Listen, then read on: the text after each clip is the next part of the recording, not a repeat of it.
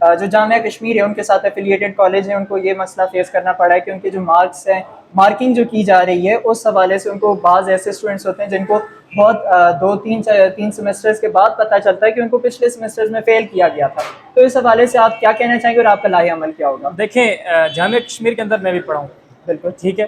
جامعہ کشمیر کے اندر یہ جو افیلیٹڈ کالجز کا نظام ہے، فار ایگزامپل وہ ڈگری کالج دھیر کوٹ ہو گیا، وہ ڈگری کالج مظفر آباد ہو گیا، وہ ڈگری کالج دوسرے ایسے ڈگری کالج جس کے اندر جامعہ کے جو جتنے طلبہ ہیں. ڈپارٹمنٹس ہیں وہ وہاں پہ کام کر رہے ہیں، جتنی بھی جو شعبے ہیں وہاں پہ کام کر رہے ہیں. یہ تو نااہل ہی ہے نا میرے حساب سے، کہ جامعہ کی نااہل ہی ہے کہ وہ اگر آپ ان کی چیزوں کو حل نہیں کر سکتے تو آپ افیلیٹ ہی نہ کریں اس کو.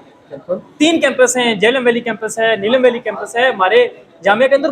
جامعہ کے ساتھ بہت سے لوگ، بہت سے کالجز ایفیلیٹڈ ہیں، وہ طلبہ بالکل مایوس ہیں. اب دھیر کوٹ کے اتنے طالب علم ہوگا اس کے پاس یہ تو اخراجات نہیں ہوں گے یار وہ جامعہ کشمیر کے اندر آ کے ایڈمیشن لے، وہ ہاسٹل کی فیس بھرے، وہ ٹرانسپورٹ کی فیس بھرے، وہ باقی چیزوں کی، آپ کو پتہ ہے کتنے اخراجات ہیں.